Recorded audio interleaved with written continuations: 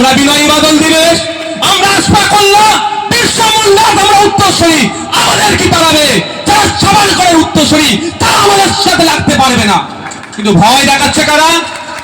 সাভারকারের উত্তরসূরিদের ভয় দেখাচ্ছে কারা? তাদেরকে সামনে নিয়ে এসে তৃণমূল আপনাকে আমাকে ভয় দেখাচ্ছে। বিজেপি চলে আসবে, ভোটটা দাও। ভোটটা অনেকে দিয়েছিলেন, ভয়ে দিয়েছিলেন। আপনারা বলুন, দিয়ে লাভ হয়েছে না লস হয়েছে? আমি তো কিছু জিনিস লাভ দেখতে পাচ্ছি না। আবার 2026 আসতে চলেছে, দেখবেন এই নভেম্বর ডিসেম্বরের মধ্যে দেখবেন তৃণমূল থেকে লাভ মেরে বিজেপিতে যাবে। মিলিয়ে নেবেন, তৃণমূল থেকে লাভ মেরে বিজেপিতে যাবে আর মিডিয়া দিয়ে হাওয়া তৈরি করবে। আর কিছু ইমাম সাহেবকে পুষে রেখেছে, কিছু মলি সাহেবকে পুষে রেখেছে, তাদেরকে অল্প কিছু মুখে মেরে দেবে। তারা বলে এই বিজেপি এসে যাচ্ছে, আটকাতে হবে। আর এই বিজেপিকে আটকাবার জন্য 2021 সালে তো মুসলিম সম্প্রদায়ের মানুষ দুহাত ভরে ভোট দিয়েছেন। সাম্প্রদায়িক সম্প্রীতিতে বিশ্বাসী মানুষ দুহাত ভরে ভোট দিয়েছে। কিন্তু যখন চাকরি চাইতে যাচ্ছেন তখন চাকরি হচ্ছে না, যখন রেশন চাইছেন রেশন দিচ্ছে না, যখন অসুস্থ হয়েছেন সুস্থ হওয়ার জন্য সরকারি ট্রিটমেন্ট চাইছেন সেটাও কিছু দিচ্ছে না। উপরন্ত কি হচ্ছে? বিজেপি আমাদেরকে ক্রমশ বেশি বেশি গাল দিচ্ছে না? এই শুভেন্দু অধিকারী বিজেপির নেতা, সুকান্ত মজুমদার সকাল বিকাল মুসলমানদেরকে গাল দিচ্ছে। মমতা ব্যানার্জি তার দলের ঘোষণায় তা কি বলছে? যদি ওরা রাস্তায় নামে সামলাতে পারবেন তো। কেন ভাই রাস্তায় নামবো? কেন রাস্তায় নামবো? 2021 সালের আগে বলেছিলেন তো যে ভোট আমাদেরকে দাও, ওটা তৃণমূল বলেছিল না? ভোট আমাকে দাও, আমি বিজেপির বিরুদ্ধে লড়াই করবো বলেছিল তো ভাই। ভোট অনেকে দিয়েছে, তাহলে রাস্তায় কেন নামবো? শাসকে আছে তৃণমূল কংগ্রেস, মুখ্যমন্ত্রী মমতা ব্যানার্জি, পুলিশ মন্ত্রী মমতা ব্যানার্জি, যারা মাদ্রাসাকে নিয়ে অপপ্রচার করছে, মুসলমানদেরকে গালি দিচ্ছে, তাদের বিরুদ্ধে ব্যবস্থা গ্রহণ না করে আবার মুসলমানকে রাস্তায় নামতে বলছে কেন ভাই? মুসলমান ভোট দেবে, মুসলমান মার খাবে, মুসলমান বুতে যাবে, মুসলমান আপনাকে ক্ষমতায় বসাবে, আর মুসলমানের উপরে অত্যাচার হবে, সেই মুসলমানকে রাস্তায় নামতে বলছেন কেন? আর হবে না ভাই। হবে কি? 2021 এটা নয়। আপনারা বলুন, যদি 2021 সালে আমার মতো আরো 10টা যদি সংযুক্ত মোর্চা থেকে ভিতরে পাঠাতে পারতেন, অবস্থা এই থাকতো না অন্য হতো? তো এখন সময় এসেছে, এখন থেকে শপথ নেন, কে আসবে কে যাবে তার দায় আমার নয়। তার ঠিকানে আমি বসে থাকিনি। আমাদেরকে 10টা 20টা বিধানসভার মধ্যে পাঠাতে হবে। যারা দলিতের বিরুদ্ধে কথা বললে ওখানে কথা চুপ করিয়ে দেবে, যারা আদিবাসীর বিরুদ্ধে কথা বললে ওখানেই প্রতিবাদ হবে, যারা মুসলমানের বিরুদ্ধে কথা বলবে, মাদ্রাসার বিরুদ্ধে কথা বলবে, মসজিদের বিরুদ্ধে কথা বলবে, ধর্মস্থানের বিরুদ্ধে কথা বলবে, তাদের প্রতিবাদ ওই 10 জনের ভিতরে করবে। এই দায়িত্ব নিতে হবে ভাই। ভয় দেখিয়ে দিচ্ছে বিজেপি এসে যাবে, আমি ভোটটা দিয়ে দিচ্ছে।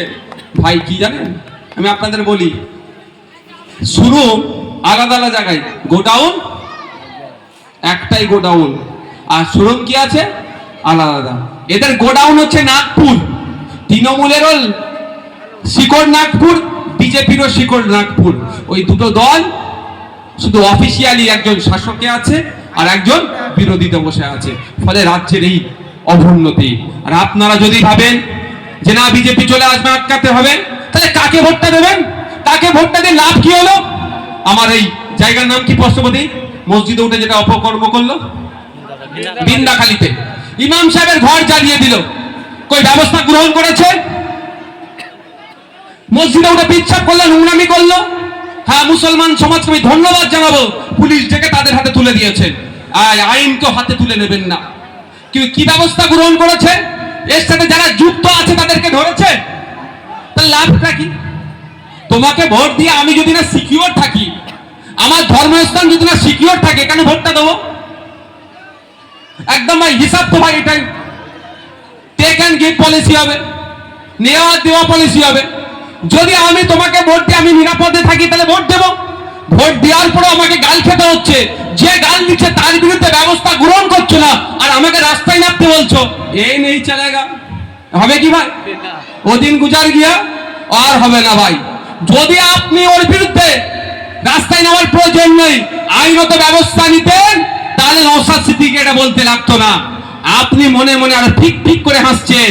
শুভেন্দু বাবু যত মুসলমানদেরকে গাল দেবে, শুভেন্দু বাবু মাদ্রাসা মসজিদকে যত আক্রমণের লক্ষ্য বস্তু বানাবে, ততই মুসলমানরা ভয় পেয়ে আমার কোলে উঠবে ভেবেছেন না।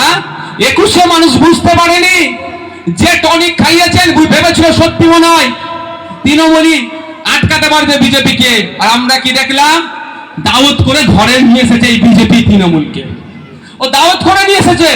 এবার একসাথে চা বাগান শ্রমিক থেকে শুরু করে, ওখানকার গোর্খা জনজাতি থেকে শুরু করে, আদিবাসী উপজাতি থেকে, আদিবাসী জাতি থেকে শুরু করে মুসলমান পিছিয়ে বর্গের যারা আছে, ঐক্যবদ্ধ ভাবে কাঁধে কাঁধ মিলিয়ে এই বিজেপি তৃণমূলকে বাংলা ছাড়া করতে হবে।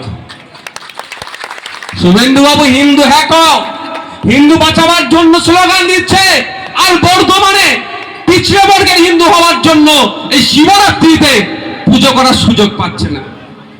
বুঝতে পেরেছেন? ওই হিন্দুকে বাঁচাতে এসছে। আর মমতা ব্যানার্জি মুসলমানকে বাঁচাতে বলছে, বারাইপুর সেন্ট্রাল জেলে চলে যান, যে কায়েদির সংখ্যা আছে 80% মুসলমানকে ধরে রেখে দিয়েছে। মিথ্যা মামলাতে একাধিক মানুষ আছে। মুসলমানকে বাঁচাতে এসেছে, কি করেছে?